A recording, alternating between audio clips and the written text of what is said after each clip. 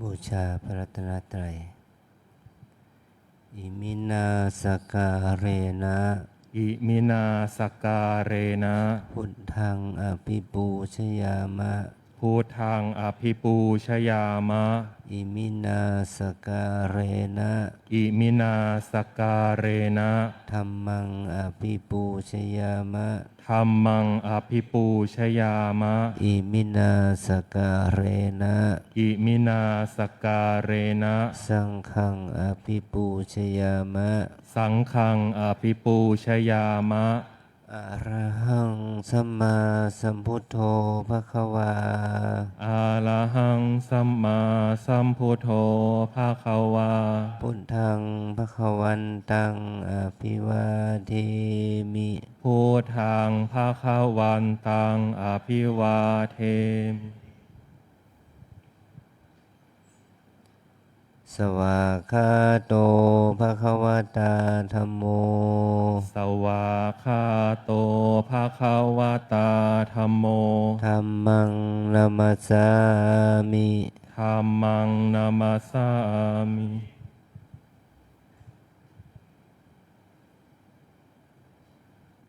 สุปฏิปันโนภควโตสาวกสังโฆสุปฏิปันโนภาควโตสาวกสังโฆสังฆังนามามิสังฆังนามามิ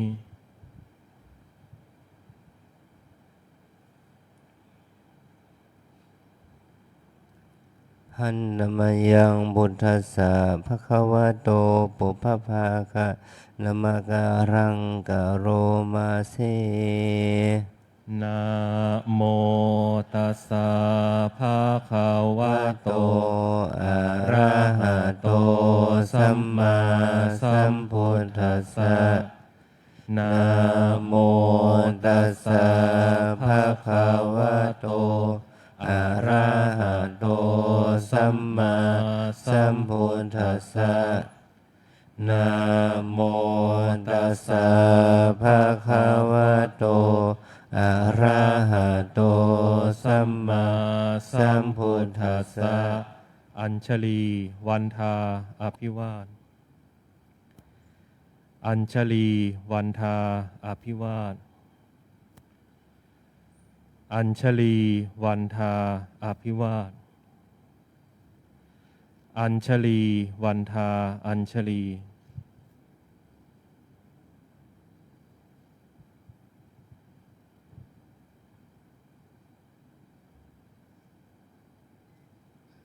ขอนิมนต์พระภิกษุสงฆ์กับพระอาจารย์เจ้าคุณพร้อมกัน อัญชลีวันทาอภิวาทอัญชลีวันทาอภิวาทอัญชลีวันทาอภิวาทอัญชลีวันทาอัญชลีนิมนต์สามเณรและขอเชิญทุกท่านกราบพระอาจารย์พร้อมกันค่ะ อัญชลีวันทาอภิวาทอัญชลีวันทาอภิวาทอัญชลีวันทาอภิวาทอัญชลีวันทาอัญชลีขอนิมนต์พระให้ศีล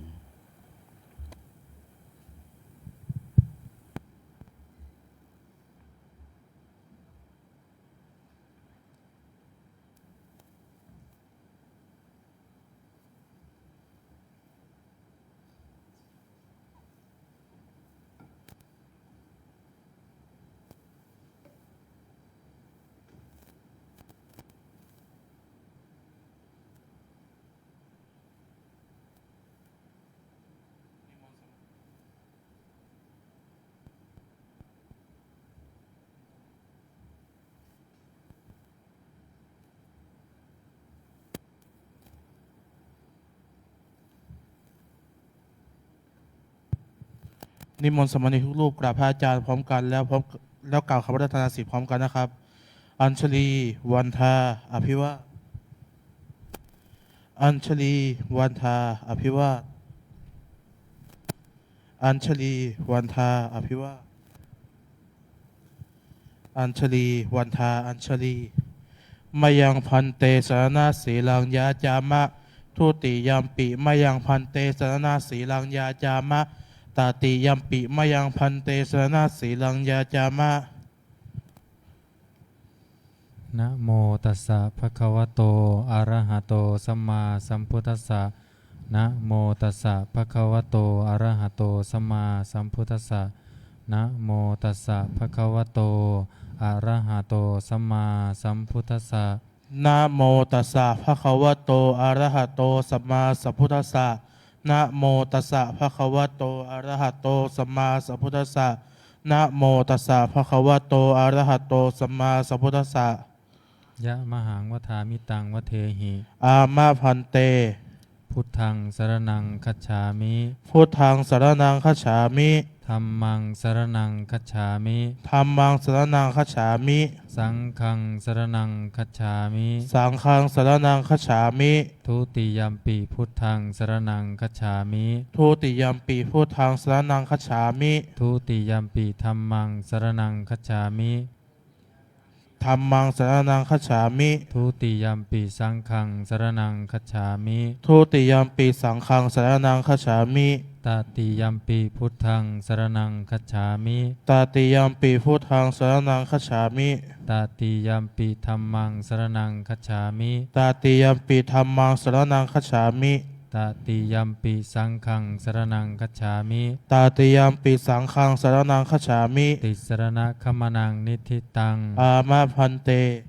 ปานาติปาตาเวรมณี ปานาติปาตาเวรมณี อทินนาทานาเวรมณี อาทินาทานาเวรมณี อพรหมจริยาเวรมณี อาพรหมจริยาเวรมณี มุสาวาทาเวรมณี มุสาวาทาเวรมณี สุราเมรยมัชฌปมาทฐานาเวรมณี สุราเมรยมัชฌปมาทฐานาเวรมณี วิกาลโภชนาเวรมณี วิการโภชนาเวรมณี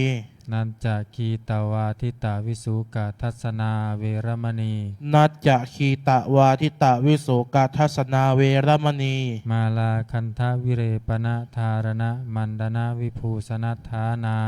เวรมณี มาราคันทะวิเลปนาธารณะมันตนาวิโปสนัฐานาเวรมณี อุจจาสยนะมหาสยนาเวรมณี อุจจาสยนามหาสยนาเวรมณี ชาตรูปรัชตปฏิกหานาเวรมณี ชาตารูปาราชตาปฏิฆหนาเวรมณี อิมานิทัสสะสิกขาปทานิสมาธิยามิ อิมานิทัสสะสิกขาปทานิสมาธิยามิ อิมานิทัสสะสิกขาปทานิสมาธิยามิ อิมานิทัสสะสิกขาปทานิสมาธิยามิ อัญชลีวันทาอภิวาทอัญชลีวันทาอภิวาทอัญชลีวันทาอภิวาทอัญชลีวันทาอัญชลี ขอเชิญทุกท่านนั่งคุกเข่า กราบสมทานศีลพร้อมกันค่ะ อัญชลีวันทาอภิวาท อัญชลีวันทาอภิวาท อัญชลีวันทาอภิวาท อัญชลีวันทาอัญชลีมายังพันเตติสรเนนะสหะอัฏฐศีลานิยาจามะทุติยัมปิมายังพันเตติสรเนนะสหะอัฏฐศีลานิยาจามะตติยัมปิมายังพันเตติสรเนนะสหะอัฏฐศีลานิยาจามะ นะโมตัสสะภะคะวะโตอะระหะโตสัมมาสัมพุทธัสสะนะโมตัสสะภะคะวะโตอะระหะโตสัมมาสัมพุทธัสสะนะโมตัสสะภะคะวะโตอะระหะโตสัมมาสัมพุทธัสสะ นะโมตัสสะภะคะวะโตอะระหะโตสัมมาสัมพุทธัสสะนะโมตัสสะภะคะวะโตอะระหะโตสัมมาสัมพุทธัสสะนะโมตัสสะภะคะวะโตอะระหะโตสัมมาสัมพุทธัสสะ พุทธังสรณังคัจฉามิ พุทธังสรณังคัจฉามิ ธัมมังสรณังคัจฉามิ ธัมมังสรณังคัจฉามิ สังฆังสรณังคัจฉามิ สังฆังสรณังคัจฉามิ ทุติยัมปิพุทธังสรณังคัจฉามิ ทุติยัมปิพุทธังสรณังคัจฉามิ ทุติยัมปิธัมมังสรณังคัจฉามิ ทุติยัมปิธัมมังสรณังคัจฉามิ ทุติยัมปิสังฆังสรณังคัจฉามิ ทุติยัมปิสังฆังสรณังคัจฉามิ ตติยัมปิพุทธังสรณังคัจฉามิ ตติยัมปิพุทธังสรณังคัจฉามิ ตติยัมปิธัมมังสรณังคัจฉามิ ตติยัมปิธัมมังสรณังคัจฉามิ ตติยัมปิสังฆังสรณังคัจฉามิ ตติยัมปิสังฆังสรณังคัจฉามิ ติสรณะขมนังนิธิตัง อามะพันเต ปานาติปาตาเวระมณีสิกขาปะทังสมาธิยามิ ปานาติปาตาเวรมณีสิกขาปัทังสมาธิยามิ อทินนาทานาเวระมณีสิกขาปะทังสมาธิยามิ อทินนาทานาเวรมณีสิกขาปัทังสมาธิยามิ อพรหมจริยาเวระมณีสิกขาปะทังสมาธิยามิ อพรหมจริยาเวรมณีสิกขาปัทังสมาธิยามิ มุสาวาทาเวระมณีสิกขาปะทังสมาธิยามิ มุสาวาทาเวรมณีสิกขาปัทังสมาธิยามิ สุราเมระยะมัชฌะปมาทฐานาเวระมณีสิกขาปะทังสมาธิยามิ สุราเมระยะมัชฌะปมาทฐานา เวรมณีสิกขาปัทังสมาธิยามิ วิกาลโภชนาเวระมณีสิกขาปะทังสมาธิยามิ วิกาละโภชนา เวรมณีสิกขาปัทังสมาธิยามิ นัจจคีตวาทิตวิสูกทัสสนะมาลาคันทะวิเลปนะทารณะมันดนะวิภูสนัทธานา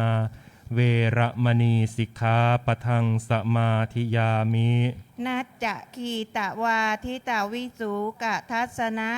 มาลาคันทาวิเลปนะทารณะมันดนะวิภูสนัฏฐานา เวรมณีสิกขาปัทังสมาธิยามิ อุจจาสยนะมหาสยนาเวระมณีสิกขาปะทังสมาธิยามิ อุจจาสยนะมหาสยนา เวรมณีสิกขาปัทังสมาธิยามิ อิมานิอัฏฐสิกขาปทานิสมาธิยามิ อิมานิอัฏฐสิกขาปทานิสมาธิยามิ อิมานิอัฏฐสิกขาปทานิสมาธิยามิ อิมานิอัฏฐสิกขาปทานิสมาธิยามิ อิมานิอัฏฐสิกขาปทานิสีเลนะสุขติงยันติสีเลนะโภคสัมปทาสีเลนะนิพพุติงยันติตัสสมาสีลังวิโสทะเย สาธุ สาธุ สาธุ อัญชลีวันทาอภิวาท อัญชลีวันทาอภิวาท อัญชลีวันทาอภิวาท อัญชลีวันทาอัญชลี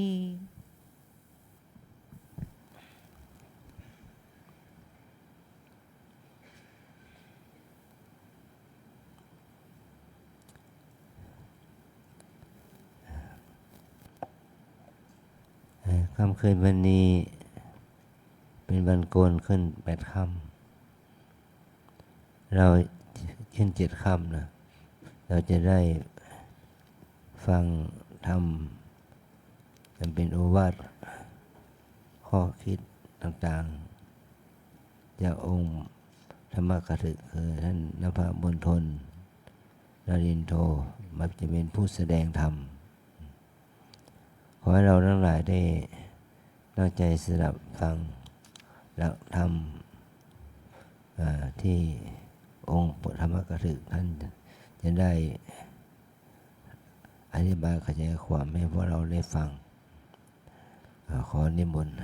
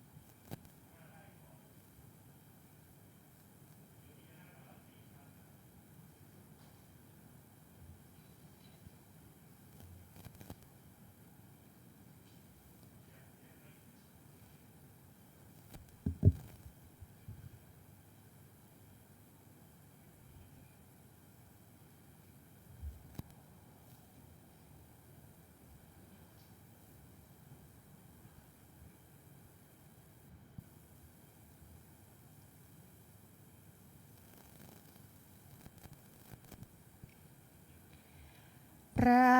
มาจะโลกาทิปติสหัมปติกัดอัญชลีอันทิวรังอายาจะถา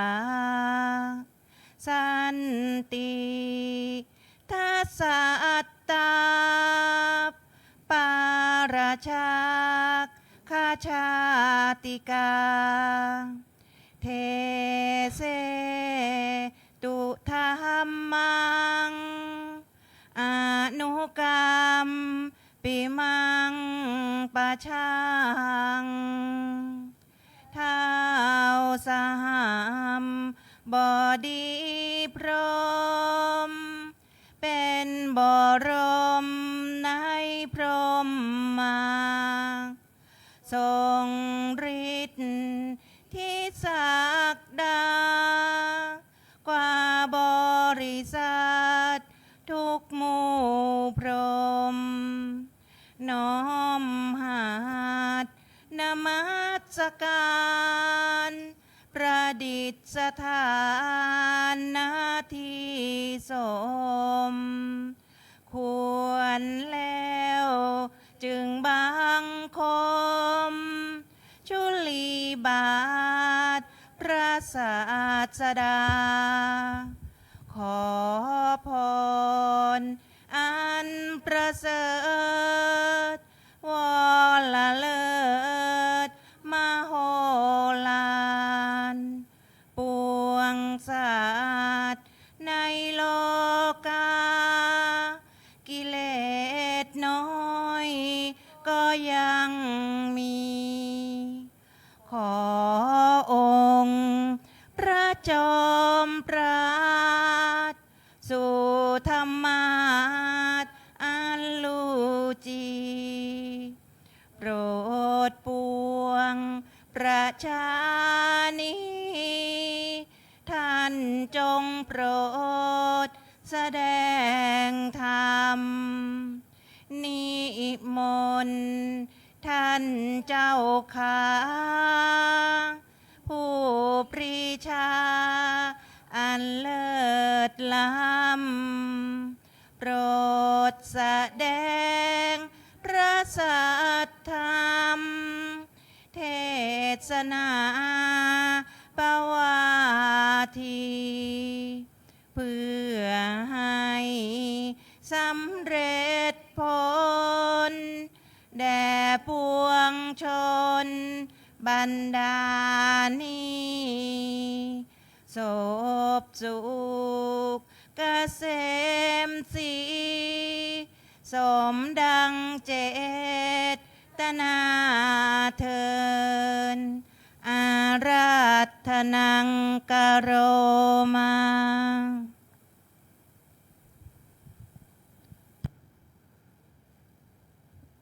นะโมตัสสะภะคะวะโตอะระหะโตสัมมาสัมพุทธัสสะนะโมตัสสะภะคะวะโตอะระหะโตสัมมาสัมพุทธัสสะนะโมตัสสะภะคะวะโตอะระหะโตสัมมาสัมพุทธัสสะจัตตารโอสติปัฏฐาเนปริปูเรติอิ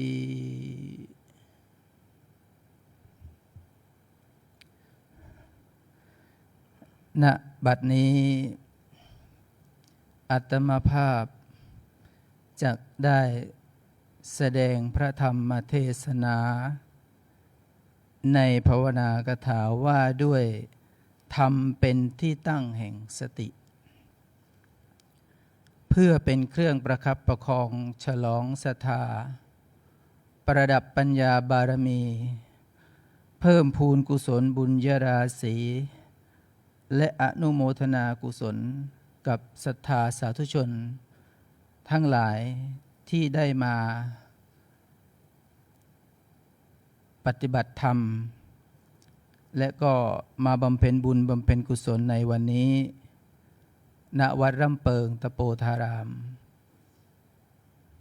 สำนักปฏิบัติธรรมประจำจังหวัดเชียงใหม่แห่งที่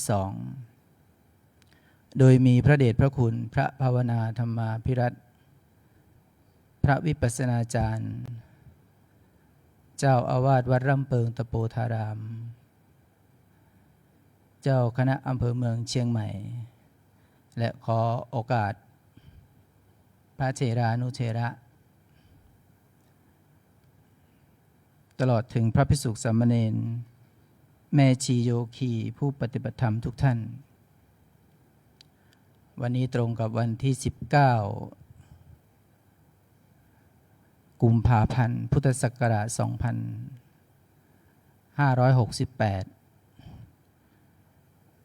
เป็นวันโกน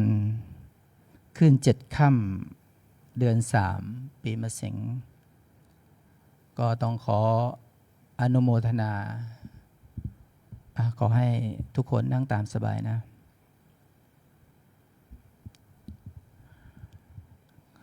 ก็อย่างที่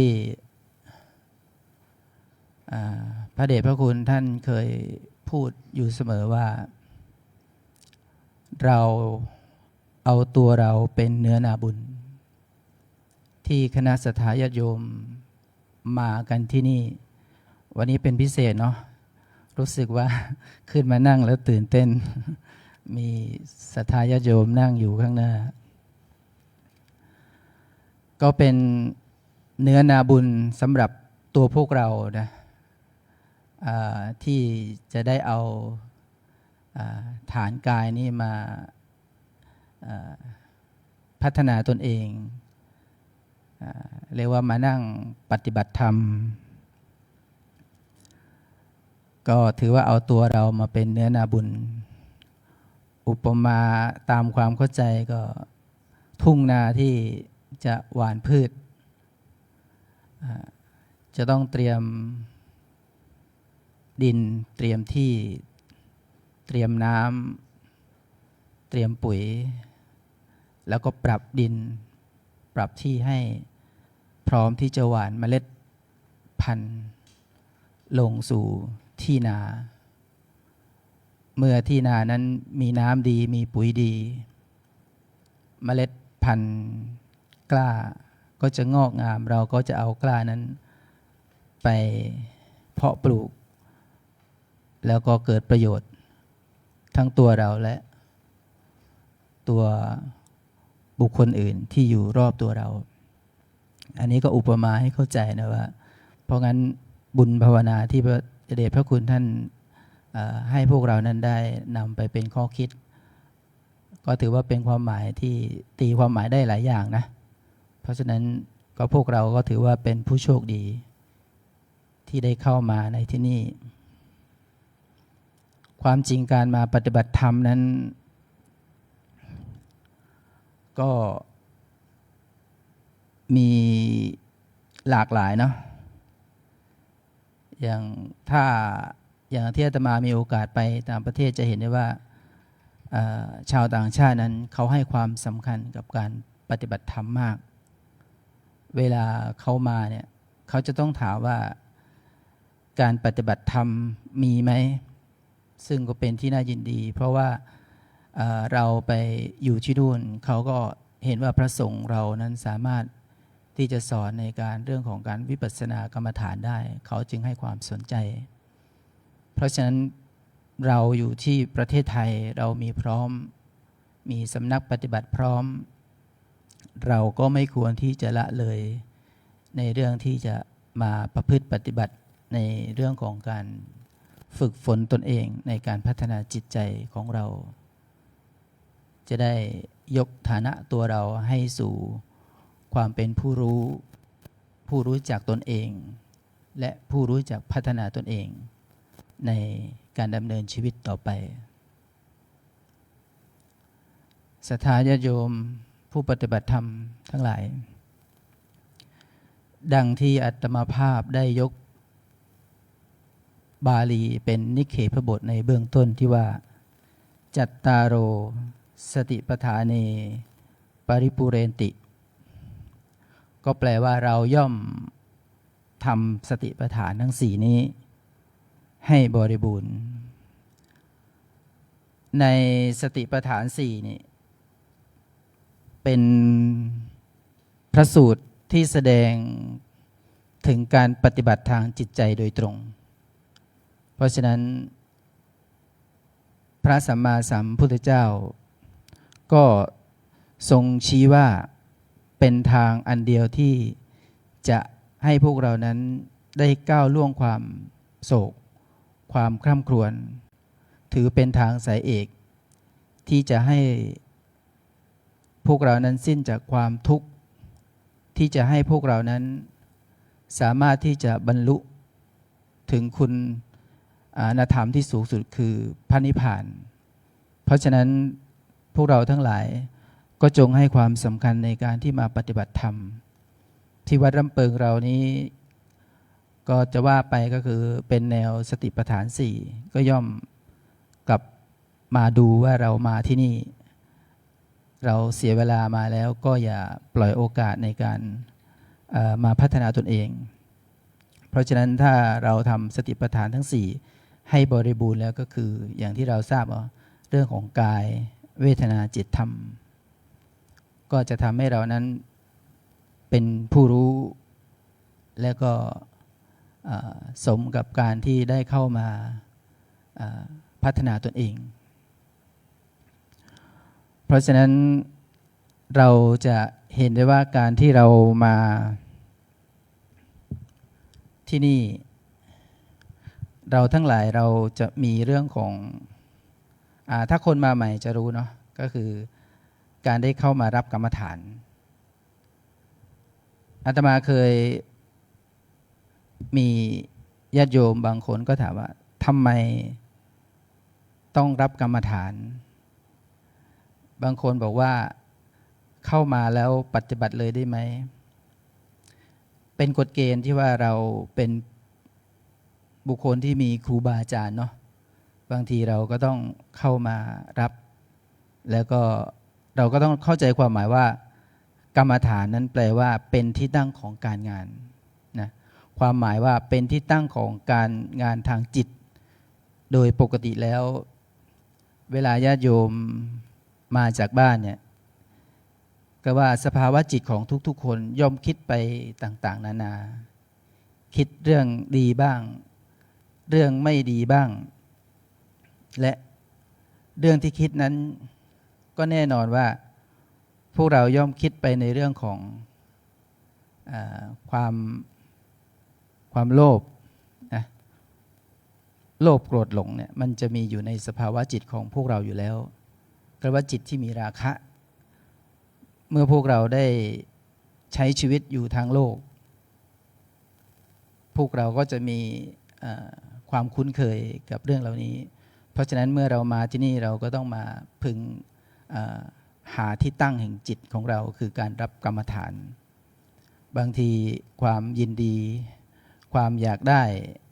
ความโกรธเคืองหรือความลุ่มหลงเนี่ยมันเกิดขึ้นอยู่ในสภาวะจิตของพวกเราฉะนั้นจิตใจที่มันประกอบไปด้วยราคะเนี่ยบางครั้งก็เกิด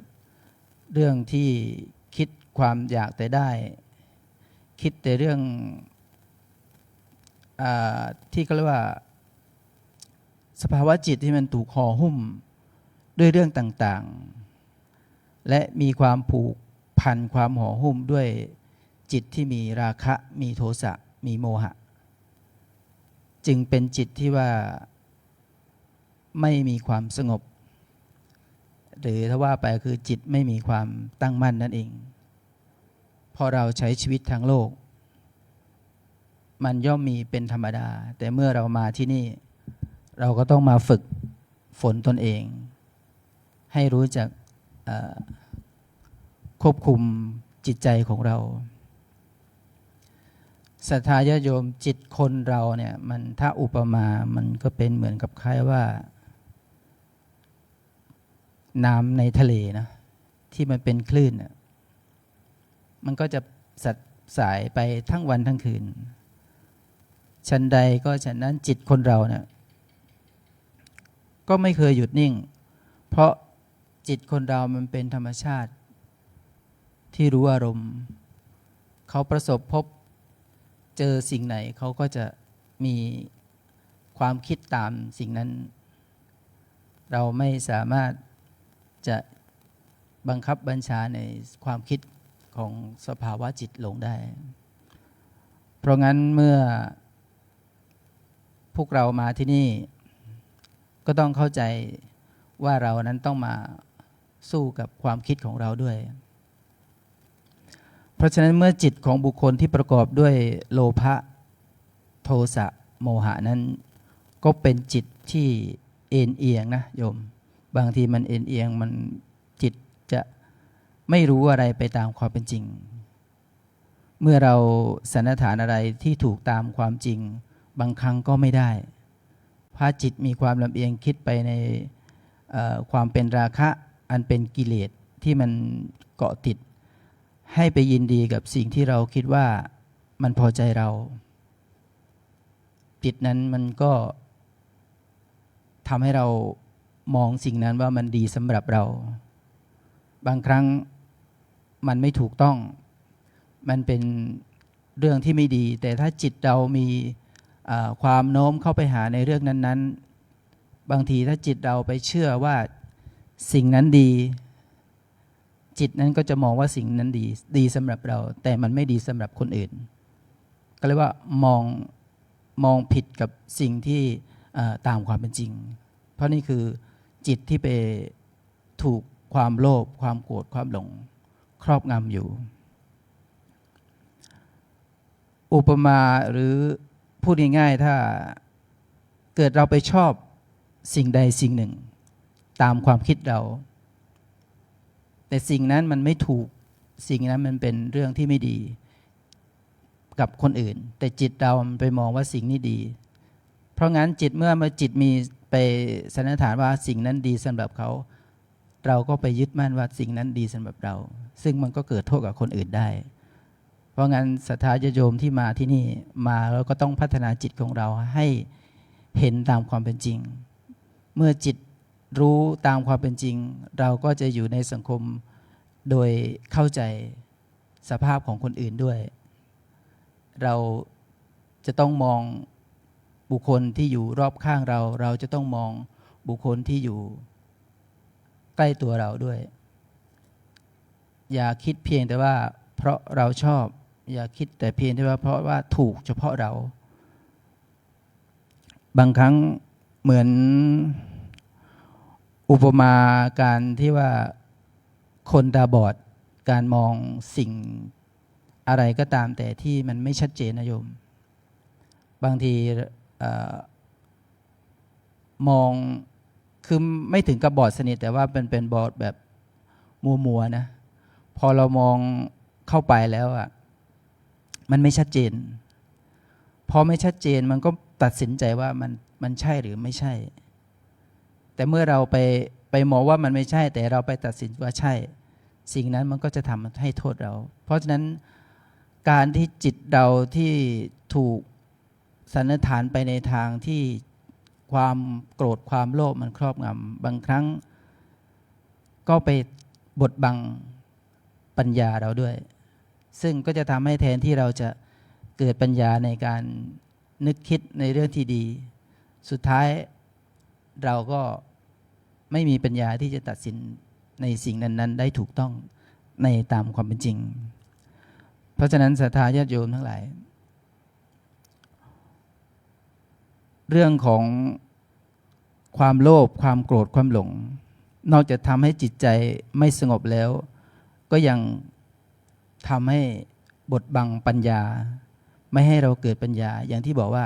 ไม่รู้ตามความเป็นจริงในทางพระพุทธศาสนานั้นก็สอนให้เรารู้จักพัฒนาจิตใจของเรานั้นคือก็มีอยู่สองอย่างเนาะในเรื่องของการเป็นที่ตั้งที่ว่าเป็นกรรมฐานนะโยมขอไป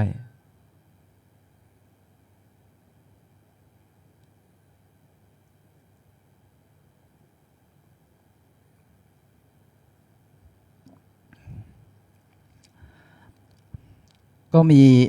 อยู่สองอย่างคือสมถกรรมฐานแปลว่าที่ตั้งของการทำงานทางใจซึ่งจะทำให้เขาเรียกว่าเป็นสมถะคือทำให้จิตใจเราสงบในเวลาเรามาเงี้ยบางทีเราก็ต้องอาศัยจิตให้สงบก่อนและอีกประการหนึ่งคือวิปัสสนากรรมฐานก็แปลว่าที่ตั้งของการทำงานทางใจอันจะทำให้เกิดเป็นวิปัสสนาคือความรู้แจ้งตามความเป็นจริงเพราะฉะนั้นสมถกรรมฐานนั้นถือว่าเป็นประการแรกที่เราจะต้องทำจิตใจของเราให้สงบให้ปราศจากกับความโลภความโกรธความหลงที่เขามาห่อหุ้มจิตใจของเราอยู่เสียก่อนเพื่อให้เกิดจิตนั้นปลอดโปร่งหลุดพ้นจากสิ่งที่ห่อหุ้มที่มีอยู่บางทีเราอาจจะใช้ชีวิตทางโลกมามากมายเนาะบางทีเรื่องพวกนี้มันมีความหนาแน่นเนาะมีจิตมีความโลภมีความเขาเรียกว่าละยากเพราะฉะนั้นการที่เราจะมาพัฒนาตนเองในเรื่องของจิตบางครั้งเราก็ต้องเข้าใจว่าในอยู่ทางโลกบางครั้งเราก็ต้องรับสภาพในการที่พยายามที่จะอยากได้อยากมีเพราะงั้นเมื่อเราอยู่ทางโน้นเรามาที่นี่เราก็เรียนรู้ที่จะรู้จักปล่อยวางรู้จักลดละเลิกในสิ่งที่จะทำให้เราเป็นทุกข์ก็คือความโลภความโกรธความหลงความโลภความโกรธความหลงเนี่ยมันอยู่กับตัวเรามาโดยตลอดนะถ้าเราไม่ฝึกมันก็ยิ่งเพิ่มทวีคูณให้เพราะงั้นสิ่งเหล่านี้มันก็ทำให้เรานั้นเกิดความทุกข์ในเรื่องความอยากได้อยากมีอยู่ตลอดเวลาเพราะฉะนั้นวิปัสสนากรรมฐานเมื่อจิตเราปลอดโปร่งก็เรียกว่าหลุดพ้นจากกิเลสแล้วก็จะเป็นจิตที่เมื่อกี้ที่อธิบายไปแล้วจิตที่มีลำเอียงว่าไปลำเอียงในสิ่งที่ไม่ดีแต่เมื่อจิตมาถูกฝึกฝนแล้วเราก็จะเข้าใจว่าการที่เราเข้าใจตามความเป็นจริงนั้นเราก็จะไม่เอียงเองไปในทางที่ผิดเราก็จะเข้าใจถูกต้องตามความเป็นจริงเพราะงั้นเกิดขึ้นจากเรามาฝึกฝนพ พัฒนาตนเองให้เข้าใจตามสภาวะที่เกิดขึ้นว่าอันไหนที่เป็นประโยชน์ อันไหนที่มันจะทำให้เราเกิดโทษ ดังนั้นเมื่อเราพิจารณาดูอย่างสมเหตุสมผลตามความเป็นจริงแล้ว เราก็ขึ้นสู่ก็เรียกว่ายกสภาวะจิตของเราขึ้นสู่ในการที่ก็เรียกว่าวิปัสสนา คือเราอาจจะเข้ามาแรกๆเราอาจจะมีความรู้สึกว่ามันทำยาก เพราะว่าอย่างที่บอกว่าบางทีเรานั่งฝึกเรานั่งสมาธิเนี่ยสิ่งที่มันเกิดขึ้นในจิตเราบางครั้งมันจะมีเรื่องที่บ้านบ้างเรื่องที่เพิ่งเกิดขึ้นบ้างมันจะอยู่รุมเร้ากับสภาวะจิตของเราทำให้เรามันไม่มีสมาธิ เพราะฉะนั้นก็อย่างบอกว่าสมถะนั้นก็จะสามารถสงบทำให้จิตใจเราสงบแล้วเมื่อเราสงบหมดจากสิ่งรบกวนเราก็ยกตนเองนั้นขึ้นสู่วิปัสสนากรรมฐานได้ เพราะฉะนั้นการที่ศรัทธาญาติโยมมาที่นี่มาพัฒนาจิตใจของเราสิ่งที่เราจะมองข้ามอีกประการหนึ่งไม่ได้คือสารณะที่ว่าเราจะต้องเอาเป็นฐานของเราด้วยอุปมาคล้ายๆกับว่าเรานั่งตรงนี้นะโยมเรามีเบาะเนาะเบาะนั่งรองพื้นของเราเป็นที่ตั้งของเราเป็นฐานของเราให้เราสะดวกต่อการปฏิบัติหรือแม้แต่ว่าเราขับรถมานั่งรถมาที่นี่เราก็เดินเหยียบย่ำพื้นแผ่นดินเนี่ยเขาเรียกว่าเป็นฐานตั้งให้กับกายของเราให้ความสะดวกกับเรามาวัดร่ำเปิงก็จะมีเวลาเรานั่งสมาธิเราก็จะมีเบาะนะมีเสนาสนะเนี่ยก็ถือเป็นคุณกับเรานะเสนาสนะเวลาเรานั่งแหละเราก็ต้องดูแลนะเพราะงั้นนี่คือฐานที่เราจะต้องเข้าใจว่าอะไรก็ตามแต่มันจะต้องมีสิ่งใดสิ่งหนึ่งที่เอื้อให้เราได้เพราะฉะนั้นสิ่งที่เราจะขาดไม่ได้คือการมาปฏิบัติธรรมหรือการมารับกรรมฐานก็คือสรณะคือพระพุทธพระธรรมพระสงฆ์สิ่งนี้เราจะต้องระลึกถึงเสมอว่าคุณของพระพุทธคุณของพระธรรม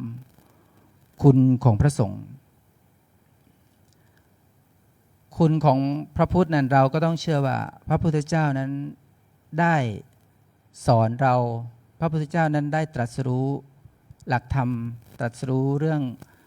ความเป็นจริงในที่เราเอามาใช้ก็คือเราต้องเชื่อว่าเป็นเรื่องจริงส่วนพระธรรมเราก็ต้องเข้าใจว่าเป็นพระธรรมที่เป็นคำสอนที่สามารถนำมาประพฤติปฏิบัติตามแล้วสามารถหลุดพ้นและก็สามารถทำให้เรานั้นรอดพ้นจากการเวียนว่ายตายเกิดที่นี่ได้อันนี้เราก็ต้องศรัทธาและก็ต้องเชื่อถือเป็นสรณะส่วนพระสงฆ์ผู้ปฏิบัติดีปฏิบัติชอบเราก็ต้องเชื่อว่าท่านมานำหลักธรรมคำสอนของพระพุทธศาสนานั้นมาฝึกมาฝนแล้วก็นำความรู้ที่ท่านได้ศึกษาแล้วนำไปบอกญาติโยมต่อเพราะนี่คือพระรัตนตรัยที่จะเป็นสรณะให้กับพวกเราได้ระลึกถึงดังที่อาตมาพูดว่าทุกสิ่งทุกอย่างนั้นย่อมมีสิ่งที่เอื้อต่อการพึ่งพาอาศัยซึ่งกันและกันได้วันนี้โยมนั่งบนพื้นถ้าไม่มีเบาะมันก็รู้สึกไม่สบายใช่ไหมเนี่ยทุกสิ่งทุกอย่างมันเป็นคุณกับเราคุณและประโยชน์กับเราให้คุณให้ประโยชน์กับเราทุกๆอย่างแล้วแต่มีความสัมพันธ์ซึ่งกันและกันอีกประการหนึ่งศรัทธาญาติโยมเมื่อไหร่ในเรื่องของความเป็นผู้มีศีลนะศีลคืออะไรศีลคือความเป็นปกตินะศีลถือเป็นรากเหง้าของการประพฤติของมวลมนุษยชาติศีลเป็นเขาเรียกว่า ทั้งโลกเนี้ยมวลมนุษยชาตินี่คือทุกอย่างถ้าจะอยู่บนโลกนี้โดยปกติสุขแล้ว เราก็ต้องมีศีลเป็นองค์ประกอบ เพราะงั้นศีลจึงเป็นเรื่องสำคัญที่พวกเรานั้นจะต้องประพฤติปฏิบัติในการที่จะงดเว้นจากการพูด บางครั้งเรามาที่นี่เราก็ต้องเว้นจากการกระทำหลายๆอย่างไม่ว่าจะเป็นเรื่องของคำพูดไม่ว่าจะเป็นเรื่องของการกระทำที่จะทำให้จิตใจของเรานั้นไขว้เขวไปในทางที่ผิดยับยั้งชั่งใจในการที่คิดยับยั้งที่จะพูดออกมาบางทีสิ่งเหล่านี้มันเกินเป็นฝึกฝนของเราให้เรารู้จักออกไปข้างนอกแล้วเราก็จะไม่ล่วงละเมิดในนี้แต่ในความเป็นจริงพวกเราอยู่ทางโลกมันย่อมมีเรื่องการพูดการกระทำเพราะว่าหนึ่งพวกเรามีธุรกิจมีการงานมีครอบครัวมีสังคมที่จะต้องพูดปะคุยกันแต่บางครั้งก็มีบ้างที่จะล่วงละเมิดในการพูดจาสิ่งไม่ดีต่อกันแต่ขอให้เราเชื่อว่าการมาที่นี่มาฝึกฝนของเราให้ระลึกอยู่เสมอว่าเวลาเราจะพูดอะไรที่ไปกระทบกับคนอื่นการที่ใช้ความคิดอะไรที่มันไปส่อเสียดให้คนอื่นรู้สึกไม่พอใจเราก็ย้ำคิดย้ำทำเพื่อไม่ให้เกิดโทษกับคนอื่นก็คือให้เว้นจากการกระทำการที่ญาติโยมมาที่นี่มันเป็นผลบุญผลพลอยได้ยิ่งเรามีปัญญาในการรู้ธรรมเท่าไหร่ก็บุญนั้นก็คือบุญอันสูงสุดกับเราเท่านั้นบางคนถามว่าบุญอยู่ที่ไหนบุญก็คือปัญญานะโยมนะคนที่มีปัญญาคือคนมีบุญมีการคิดมีการวางแผนตนเองเข้าใจโลกเข้าใจธรรมถ้าเข้าใจโลกเข้าใจธรรมก็ย่อมเข้าใจทั้งคนรอบข้างครอบครัวได้ฉันใดก็ฉันนั้นเพราะฉะนั้นในแนวทางที่เราเข้ามาที่นี่มันเป็นแนวของการฝึกปฏิบัติที่เราพูดกันคือสติปัฏฐานสี่ที่อาตมาภาพพูดในเบื้องต้นว่าเป็นการปฏิบัติทางจิตใจโดยตรงพระสัมมาสัมพุทธเจ้าได้กล่าวว่าเป็นทางสายเอกเป็นทางสายเดียวนะที่จะให้ก้าวล่วงความโศกความคร่ำครวญที่จะให้เรานั้นสิ้นความทุกข์โทมนัสที่จะให้เรานั้นได้บรรลุธรรมและจะทำให้พวกเรานั้นได้สู่พระนิพพานได้ฉะนั้นสติปัฏฐานทั้งสี่จึงเป็นจึงสมควรที่จะต้องทำให้มีผลสำเร็จก็คือทั้งสมถะและก็วิปัสสนาแต่ในเบื้องต้นควรทำความเข้าใจกันนะโยมทำความเข้าใจในการที่ว่าความสัมพันธ์กันก่อนว่าจะเป็นกรรมฐานได้อย่างไรกรรมฐานนั้นแปลว่าเป็นที่ตั้งของงานคือที่ตั้งของการทางงานทางใจฉะนั้นในการปฏิบัติกรรมฐานเมื่อจะให้ใจมีกรรมฐานคือจิตใจตั้งมั่นก็จำเป็นจะต้องหาที่ตั้งไว้ให้ใจและก็ตั้งใจไว้ที่นั่นที่ตั้งจะหาที่ตั้งไว้ที่นั่นจะหาที่ไหนคือจะตั้งใจไว้ที่ไหนถ้าจะให้ตั้งใจไว้ที่ก็เรียกว่าอายตนะทั้งหกนะที่ว่ารูปเสียงกลิ่นรสโผฏฐัพพะหรือธรรมเนี่ยคือเรื่องราวต่างๆในภายนอกรูปเป็นต้นเนี่ยนั้นเป็นเรื่องของกิเลสถ้าเราไปตั้งไว้ในสิ่งเหล่านี้มันก็จะเป็นกิเลสเข้ามาหาตัวเราเป็นกิเลสนำมาสู่จิตใจของเราเพราะฉะนั้นใจที่จะประกอบไปด้วยกิเลสก็จะไม่เป็นกรรมฐานนะเพราะฉะนั้นเรื่องที่ตั้งใจนี้เป็นสิ่งสำคัญที่จะต้องหาว่าเราจะตั้งใจไว้ที่ไหนหรือว่าจะเอาอะไรมาเป็นที่ตั้งของใจพระพุทธองค์ท่านก็ได้ทรงตรัสไว้ว่าให้เรานั้นตั้งไว้ที่ตัวของเรานะโยม ก็คือตั้งไว้ที่ตัวของเรา ถ้าเราเอาใจไปตั้งกับกิเลสความโลภความโกรธความหลงมันก็จะเป็นเรื่องของการอยากได้อยากมี เพราะงั้นพระพุทธองค์จึงบอกให้เรานั้นมาตั้งไว้ที่ตัวเราที่กายเรา ไม่ให้ไปก็เรียกว่าไม่ให้ไปตั้งอยู่ข้างนอกไม่ให้จิตไปอยู่ข้างนอกอย่างเงี้ยก็คือให้เรานั้นอยู่ที่กายของเรา ที่เราเรียกของเรานั้นก็คือเพราะว่าการพูดรวมๆก็หมายถึงว่าให้เราจำแนกออกคือสติปัฏฐานสี่เขาเรียกว่ากายเวทนาจิตธรรมในตัวของเราคือทุกๆคนก็มีกายนะมีเวทนาและมีจิตมีธรรมเหมือนกันให้เราเอาสิ่งเหล่านี้มาตั้งไว้ที่ตัวเรา เพราะฉะนั้นเมื่อเราจำแนกออกไว้ว่ากายคืออะไรเมื่อเรากลับมาพิจารณาในตัวของเราเราจะดูว่าสิ่งที่เราจะเห็น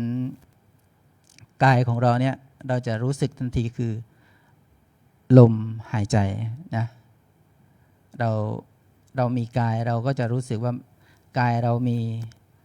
ลมหายใจอยู่ตลอดเวลาสิ่งแรกที่เราจะรู้สึกแต่ถามว่าถ้าร่างกายนี้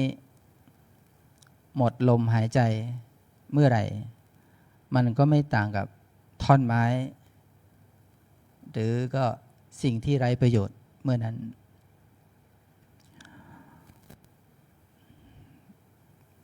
แม้แต่ยามหลับยามนอนร่างกายเราก็ลมหายใจก็อยู่กับเราตลอดน้องเนนอยากหมดลมหายใจไหม นะเพราะฉะนั้นฐานกายของเราถ้าเราพิจารณาดีๆมันก็มีสิ่งที่เราจะต้องศึกษาไม่ว่าจะเป็นผมเป็นขนเป็นเล็บเป็นหนังเนี่ยสิ่งเหล่านี้ก็คือเราก็พิจารณาในกายของเราให้เป็นกรรมฐานให้เกิดความเข้าใจความเป็นอนิจจังเป็นทุกขังเป็นอนัตตาซึ่งมันมีความเปลี่ยนแปลงอยู่ตลอดเวลาเราทั้งหลายนั่งอยู่ตรงนี้บางคนก็อาจจะเข้าใจบางคนก็อาจจะยังไม่เข้าใจก็คือการพิจารณาเหมือนใกล้ตัวเราก็อย่างเส้นผมนะบางคนเคยดกดำวันนี้ก็เปลี่ยนแปลงไปเป็นขาวบ้างเป็นดำบ้างอันเนี้ยก็ให้เราพิจารณากายบางคนผิวพรรณของเราเคยเด่งตึงมีน้ำมีนวลพอการเวลามันกินไปเรื่อยๆความเปลี่ยนแปลงความห่อเหี่ยวก็เปลี่ยนแปลงแม้แต่ความคิดสัญญาทุกอย่างก็เริ่มเสื่อมสภาพไปตามกาลของเขาเพราะฉะนั้นถ้าเรานั่งกรรมฐานหรือปฏิบัติธรรมเราเอากายเป็นที่ตั้งในการพิจารณาบางทีร่างกายเรานะเวลาเราไม่อาบน้ำสิ่งที่มันเป็นปฏิกูลอยู่ในตัวเรามันเป็นสิ่งเล็กๆที่เรามองไม่เห็นมันเป็นสิ่งสกปรกมันอยู่ในตัวเรานะแต่เพียงแต่ว่าบางทีเราอาจจะไม่ได้มีความนึกคิดขนาดนั้นแต่บางทีคนที่นั่งแล้วก็เข้าอธิษฐานบางทีไม่ได้หลับไม่ได้นอนนะบางทีก็มาพิจารณาความมีกลิ่นของกายเรานะว่าหอมไหมดมดูแล้วกันนะอันนี้ก็ให้พิจารณาดูตามความเป็นจริงว่าร่างกายของเรานะมันเป็นปฏิกูลสิ่งไม่สะอาดมันเป็นเพียงธาตุขันธ์ที่มาเป็นองค์ประกอบรวบรวมกันเป็นรูปเป็นคนขึ้นมาเพราะงั้นเราก็เลยไปยึดมั่นถือมั่นจนเกิดความทุกข์นะเพราะงั้นเมื่อเรามาปฏิบัติธรรมก็ให้เราเข้าใจด้วยปัญญาของเราว่าสิ่งเหล่านี้มันเป็นเพียงสิ่งสมมุติขึ้นมาให้เรายอมรับความเป็นจริงเมื่อจิตใจเรายอมรับบางสิ่งบางอย่างที่มันเป็นตามสภาพความเป็นจริงบางครั้งจิตของเราก็เบานะไม่กังวลต่ออาการต่างๆแต่โดยส่วนมากแล้วจิตคนเราเมื่อไม่ได้ฝึกฝนก็จะยึดมั่นถือมั่น จนบางคนผมดำผมงอกก็ไปย้อมสีเนาะไปดัดฟันบ้าง ก็นี่คือเรื่องของกาย แล้วก็อีกประการหนึ่งคือเวทนานะเมื่อกายยังมีชีวิตธาตุทั้งหลายก็ยังควบคุมโดยปกติ ก็จะมีเวทนาคือความเสวยอารมณ์สุขบ้าง ทุกข์บ้างเฉยๆบ้าง บางครั้งก็เป็นอารมณ์สามที่แสดงให้เราเห็นทางประสาทรับรู้ความอ่อนความแข็งอันเนี้ยความเกิดเวทนาที่เวลากายเรามีความสมบูรณ์ก็แสดงให้เห็นในสภาวะต่างๆจิตเมื่อร่างกายยังควบคุมกันอยู่ธาตุทั้งหลายก็ดำรงอยู่โดยปกติเพราะฉะนั้นร่างกายนี้ถือเป็นที่อาศัยของจิตใจของทุกๆคนมีอาการต่างๆเป็นจิตที่อย่างที่บอกเบื้องต้นว่าจิตที่มีราคะมีโทสะเป็นจิตที่ปราศจากโทสะโมหะบ้างมีบ้างไม่มีบ้างเพราะฉะนั้นจิตของเราจึงมีองค์ประกอบทั้งดีและไม่ดีเขาถือว่าจิตนั้นก็จะสามารถคิดออกไปในสองทางคือทั้งบุญและทั้งบาปก็เพราะสภาวะที่เกิดขึ้นนั้นมันสามารถออกมาได้ทั้งสองทางคือมีราคะกับไม่มีราคะนะอีกประการหนึ่งคือธรรมก็เมื่อพิจารณาให้ลึกซึ้งเข้าไปอีกก็จะพบเรื่องหลายประจำอยู่ในจิตใจทั้งหลายที่มันเกิดขึ้นในจิตใจของเราจะต้องประกอบด้วยเรื่องต่างๆที่มีส่วนดีบ้างเป็นส่วนที่ไม่ดีบ้างที่เป็นส่วนกลางๆบ้างบางทีก็เข้าหลักที่เราสวดกุศลธรรมานะธรรมทั้งหลายเป็นทั้งดีและไม่ดีเป็นอัพยากตาธรรมาธรรมทั้งหลายเป็นอัพยากฤตคือเป็นกลางๆล้วนแล้วมีในจิตใจของเราทั้งนั้นเพราะฉะนั้นอันว่ากายเวทนาจิตธรรมนี้เมื่อรวมตัวกันแล้วก็อยู่ในพระสูตรที่ท่านสอนให้เราเอาส่วนนี้มาเป็นที่ตั้งของจิตตั้งส่วนนี้แล้วก็เป็นในเรียกว่าขั้นต้นในการปฏิบัติก็ขอให้เราเน้นตั้งจิตไว้เพียงส่วนนี้ให้เราเข้าใจในส่วนนี้เพราะเมื่อเราเข้าใจในส่วนการปฏิบัติเราก็จะทำให้เราการปฏิบัติของเราก็จะราบรื่นการปฏิบัติวิปัสสนากรรมฐานมันเป็นประโยชน์กับพวกเราทั้งนั้นถ้าปฏิบัติดีก็มีแต่คุณมีแต่ประโยชน์แต่ถ้าปฏิบัติไม่ดีมันก็ไม่ได้เกิดประโยชน์กับเรามาที่นี่ถือเป็นโอกาสที่ดีก็ให้เรานั้นได้ตั้งใจในสาธกนิทานอาตมาขอยกมาเปรียบเทียบให้ทุกท่านได้ฟังนะคือในพระสุตตันตปิฎกเล่มที่8อาตมาไป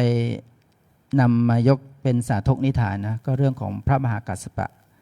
ซึ่งท่านเกิดในตระกูลพราหมณ์ที่ร่ำรวยแต่ท่านเห็นว่าชีวิตคฤหัสถ์มันเป็นเรื่องที่ไม่เที่ยงเป็นเรื่องที่วุ่นวายวันหนึ่งท่านก็สังเกตเห็นหนอนที่อยู่ตามต้นไม้นะกำลังกัดกินดอกไม้ที่สวยงามหนอนก็กัดกินอย่างนั้นกัดกินเรื่อยๆกัดกินเรื่อยๆมันทำให้เกิดความสลดใจในความไม่เที่ยงของสังขารท่านก็พิจารณาตามหนอนที่กัดกินนะเมื่อท่านเห็นอย่างนั้นท่านก็เลยตัดสินใจเข้ามาบวชในพระพุทธศาสนาพระสงฆ์ลองพิจารณาดูนะว่าแม้แต่พระมหากัสสปะ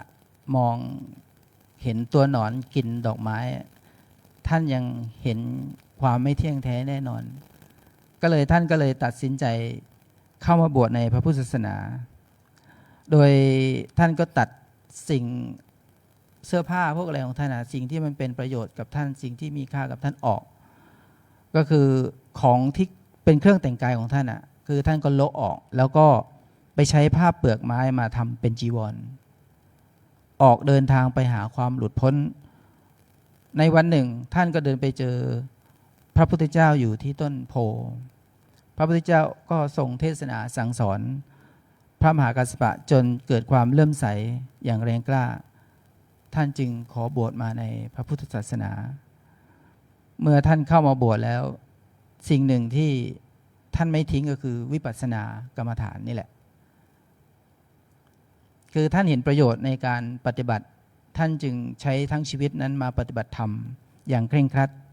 และท่านก็ถือธุดงค์13 ข้อคือท่านก็ไปอยู่ในป่าแล้วก็นุ่งห่มผ้าบางสกุลฉันอาหารชั้นมื้อเดียวแล้วก็เจริญวิปัสสนากรรมฐานอย่างจริงจังด้วยความเพียรอันแรงกล้าในที่สุดท่านก็บรรลุธรรม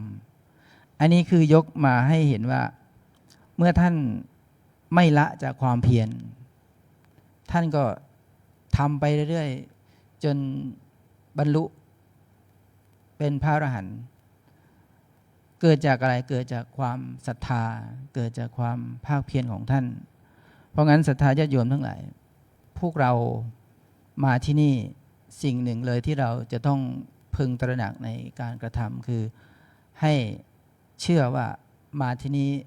แล้วไม่กลับตัวเปล่ามาที่นี่แล้วมีแต่การพัฒนาตนเองมาที่นี่แล้วมีแต่สิ่งดีๆติดตัวกลับไปเพราะงั้นหลักการปฏิบัติในตามที่พระมหากัสสปะได้ใช้ก็คือเรื่องของความเพียรหมายถึงว่ามีความตั้งใจตั้งมั่นความเพียรสิ่งที่สำคัญความเพียรคือเราต้องมีสัจจะนะสัจจะในการที่จะกระทำเหมือนวันนี้ญาติโยมบางคนได้ใบสอบอารมณ์มาเนาะบางทีครูบาอาจารย์ท่านก็ให้1 ชั่วโมงบ้าง10 นาทีบ้าง30 นาทีบ้างสิ่งเหล่านี้มันเป็นเรื่องของความเพียรของพวกเราและก็ความมีสัจจะของพวกเราเราจะต้องไม่หล่อแหละปฏิบัติเราก็ต้องเอาจริงไม่ไปแอบหลับไม่ไปแอบง่วงเพราะว่าสิ่งหนึ่งเลยที่จะทำให้เราไม่สามารถที่จะเข้าใจสภาวะธรรมได้ก็คือสิ่งที่เราขาดความเพียรและขาดสัจจะในตนเองนี่เองเพราะงั้นความมีสัจจะกับความมีอาตาปีก็เป็นสิ่งสำคัญที่สำหรับโยคีหรือผู้ปฏิบัติธรรมนั้นควรจะเป็นที่พึ่งของจิตใจด้วย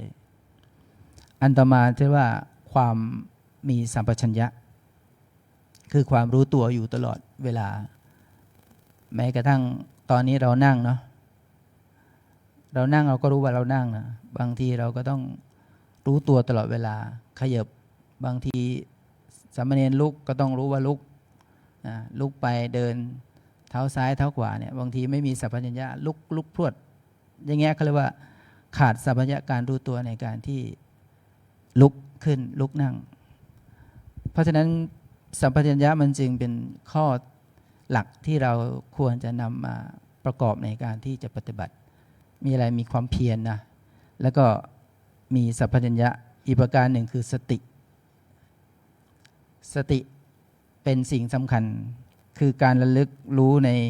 การที่จะทำอะไรแล้วต้องรู้ตลอดไม่เลื่อนลอยไม่คิดไป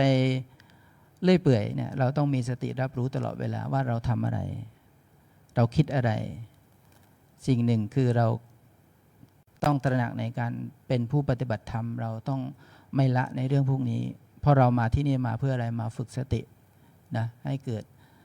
ปัญญามาฝึกสติให้รู้ตัวแม้แต่จะลุกอย่างที่บอกเมื่อกี้พอเราลุกเราคู้อริยบทย่อยอริยบทน้อยเล็กใหญ่เนี่ยบางทีเราต้องรู้พร้อมอยู่ตลอดเวลามีสัพพัญญะอยู่ตลอดเวลาเพราะขึ้นชื่อว่าเป็นผู้ปฏิบัติธรรมเราก็ต้องเข้าใจในเรื่องนี้ด้วยอีกประการหนึ่งคือเรื่องของเขาเรียกว่าความเขาเรียกว่ากำหนัดในเรื่องของทางโลกเนี่ยที่บางทีเรามีความกังวลก็เรียกว่ากิเลสที่มันติดมาในตัวเรานะเกิดความกังวลตรงนี้เราต้องกำจัดออกไปให้ได้ เพราะสิ่งเหล่านี้มันเป็นเขาเรียกว่าเป็นสิ่งสำคัญ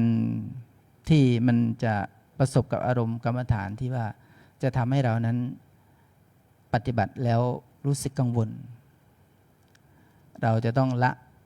สิ่งเหล่านี้ให้ได้เกิดความคิดความอะไรเราก็ต้องยับยั้งความคิด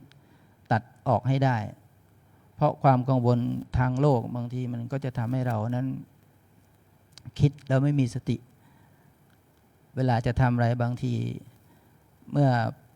นั่งอยู่จิตนั้นอยู่ที่บ้านอย่างเงี้ยร่างกายเราก็อยู่ที่นี่อันนี้อาตมาภาพก็เคยมีประสบการณ์นะมาที่นี่ครั้งแรกก็ไม่สามารถทำได้กราบยังกราบไม่ได้เลยพอจะกราบเนี่ยใจไปอยู่ที่กราบแต่ตัวยังอยู่อย่างเงี้ยอันนี้คือประสบการณ์จริงที่เคยมีหลังจากกราบไม่ลงสุดท้ายคืออีกวันหนึ่งไปอยู่ที่บ้านแล้ว อยู่ที่สุรินทร์เพราะนี่คือการที่เรามาแล้วเรายังตัดความกังวลความนี้ไม่ได้มันก็จะทำให้เราขาดโอกาสที่เราจะปฏิบัติธรรมโยคีมาแค่วัน2 วัน3 วันถ้าโยคีมาแล้วสามารถเอาสิ่งจากตรงนี้ไปใช้ที่บ้านได้มันก็ถือว่าได้ประโยชน์ไปนะแต่ถ้าโยคีมาแล้วไม่ได้อะไรเลย3 วันมันบางคนมา4 วัน5 วันก็ไม่มีประโยชน์เลยนะมาแค่รู้ว่ามาแต่กลับไปไม่ได้เอาอะไรไปเพราะฉะนั้นโยคีทั้งหลายมาที่นี่มาปฏิบัติธรรมมาฝึกตนเองมาดูตนเองมาศึกษาตนเองก็ต้องมาแล้วทำให้จริงจังอย่าทำเลาะๆแหละอย่าทำเล่นอดทนนิดหนึ่งชีวิตเราก็จะมีความรู้สึกว่าคุ้มค่าที่เกิดมาเป็นมนุษย์และเป็นคนก็คือการได้มาเข้ามาฝึกฝนในเรื่องของแนวสติปัฏฐาน 4วันนี้อาตมาภาพก็ใช้เวลามาพอสมควรในการที่อธิบายธรรมะก็ขอให้คณะศรัทธาโยคีทั้งหลายนั้นจงนำไปประพฤติไปเป็นข้อคิดเป็นคติเตือนใจให้นำไปใช้โดยเป็นผู้มีปัญญานะก็คือเป็นผู้มีบุญแล้วแต่ความภูมิปัญญาของแต่ละคนนำไปเป็นองค์ประกอบในการดำเนินชีวิตสืบต่อไปเทศนาปริโยสาเนในการที่สุดลงแห่งพระธรรมเทศนานี้รัตนัตยานุภาเวนะรัตนัตยาเตชะสาขออนุภาพแห่งคุณพระศรีรัตนตรัยคือคุณพระพุทธคุณพระธรรมคุณพระสงฆ์และผลบุญแห่งความดีที่ทุกท่านนั้นได้บำเพ็ญมาแล้วในวันนี้จงมารวมกันเป็นตบะเป็นเดชะเป็นพลวะปัจจัยจงดลบันดาลประทานพรให้ท่านสาธุชนทั้งหลายทั้งคฤหัสถ์และบัมพชิตจงเป็นผู้เจริญด้วยอายุวันนะสุขะพละปฏิภาณธนสารสมบัติธรรมสารสมบัติคุณสารสมบัติปรารถนาสิ่งหนึ่งประการสิ่งใดที่เป็นไปโดยชอบประกอบด้วยธรรมแล้วไซร้ก็ขอให้ความคิดนั้นปรารถนานั้นจงพลันเป็นผลสำเร็จเป็นผลสำเร็จเป็นผลสำเร็จทุกประการแสดงพระธรรมเทศนาในภาวนากถาว่าด้วยธรรมเป็นที่ตั้งแห่งสติก็พอสมควรแก่เวลาจึงขอสมมุติยุติลงคงไว้แต่เพียงเท่านี้เอวังก็มีด้วยประการฉะนี้หันธรรมยังสาธุกรังกโรมาเซสาธุสาธุสาธุอาหังพุทธันจะธัมมันจะสังฆันจะสารนังคตาอุปาสิกตังเทเสสิงภิกขุสังคัสสะสัมมุขาเอตังเมสารนังเขมังเอตังสารณะมุตตมังเอตังสารณะมาคมะสัพพะทุกขาปุมมุญจเรยะถาพลังเจเลยยหังสัมมาสัมพุทธศาสนังท ทุกขนิสรณัสเสวะภาคีนิสังอนาคเต กายเยนะวาจายวะเจตสาวา พุทเทกุกัมมังปะกะตังมะยายัง พุทโธปฏิคันหตุอัจจยันตัง กาลันตะเลสังวลิตุงวะพุทเทกราบ กายเยนะวาจายวะเจตสาวาธัมเมกุกัมมังปะกะตังมะยายังธัมโมปฏิคันหตุอัจจยันตัง กาลันตะเลสังวลิตุงวะธัมเมกราบ กายเยนะวาจายวะเจตสาวาสังเคกุกัมมังปะกะตังมะยายังสังโฆปฏิคันหตุอัจจยันตัง กาลันตะเลสังวลิตุงวะสังเคกราบ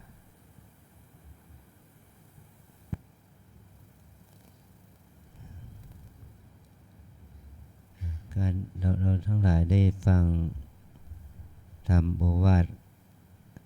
จากท่านนภบนทนนรินทร์โทเพื่อให้เราได้รู้ถึงประโยชน์ของการมีสติสัมปชัญญะเกี่ยวกับกายเวทนาจิตธรรมเป็นบ่อกเกิดของสติสัมปชัญญะ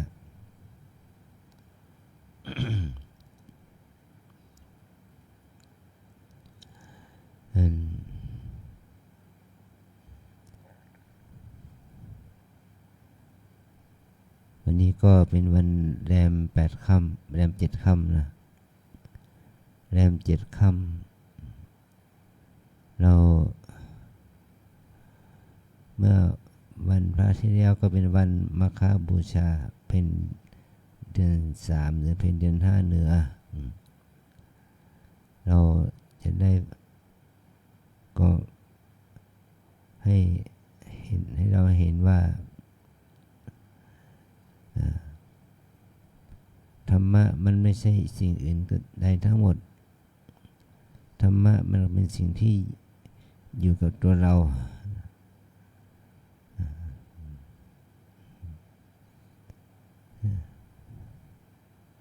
ภาวะที่เกิดขึ้นในใจเราในกายเรานี่แหละสภาวะที่มันเกิดขึ้นกับใจกับกายกับใจเรานี่แหละมันเป็นตัวธรรมะที่แท้จริงเราจะได้รู้ถึงประโยชน์ถึงโทษของชีวิตถ้าเรารู้ถึงประโยชน์ถึงโทษของชีวิตมันก็จะทำให้เรา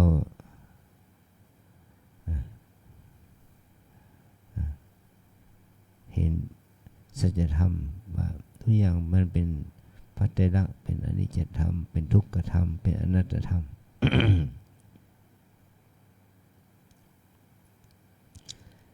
วันนี้เป็นวันที่มัน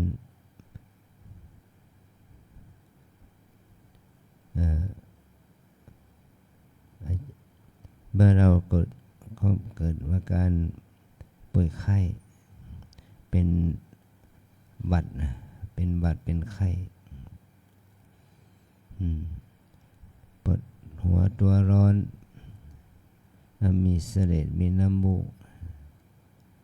ก็ทุกศิษย์ก็บอกว่าทางสาธารณสุขเนี่ยเขาได้ประกาศให้แก่คนเราทั้งหลายนะว่าให้ระมัดระวังเกี่ยวกับโรคโควิดและโรคไข้หวัดใหญ่นะประเทศที่ไม่ควรไปก็หลายประเทศทั้งจีนเกาหลีญี่ปุ่นฮ่องกงมาเก๊าสิงคโปร์ที่ไม่ควรจะเดินทางไปเพราะว่า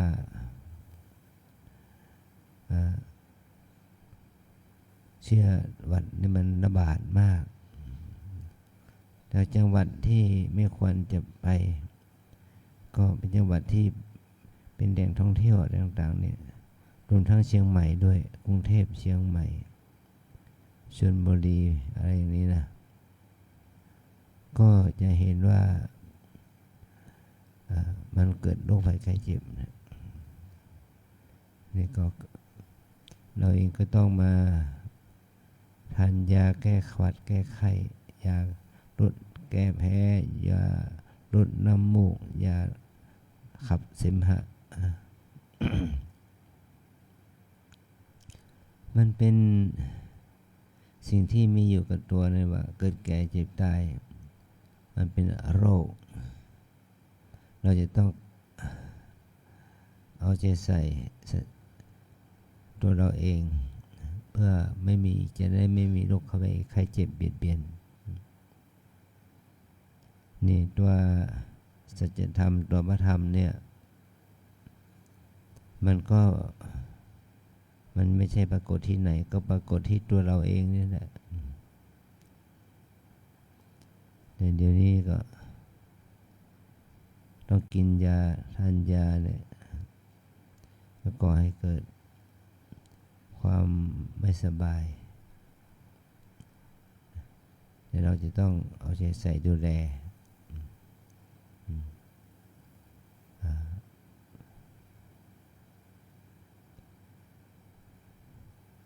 ก็ขอให้เราได้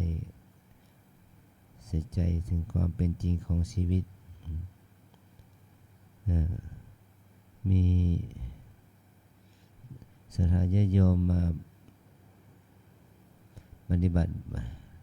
ช่วงนี้ก็จะคนไทยแล้วก็มากขึ้นนะโยคีหญิงก็มี50 กว่ามากขึ้นแล้วคนต่างประเทศก็ลาศีลกันออกไปตามวาระเดี๋ยวนี้เหลือ30 กว่าแต่โยคีชายก็ไม่ถึง10นะเราจะต้องให้ความใส่ใจถึงการทำให้เราได้ประโยชน์จากการมีโอกาสมาปฏิบัติทำความดีนะขอให้เราทั้งหลายได้สะสมความดีงามนี้ให้เกิดขึ้นนะ ตอนนี้เราไปไหว้พระกันเนาะ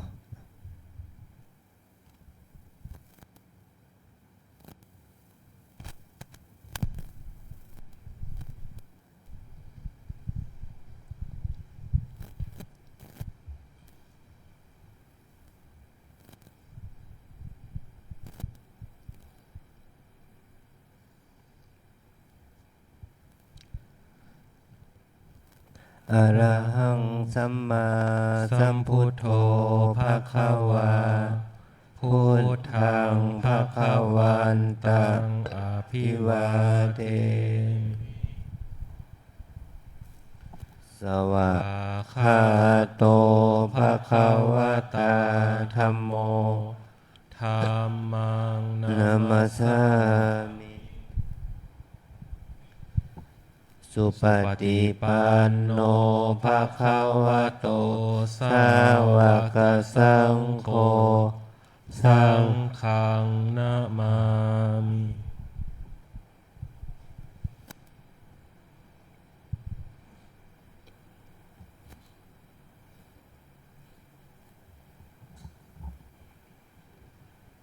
ขอนิมนต์พระภิกษุสงฆ์กับพระอาจารย์เจ้าคุณพร้อมกัน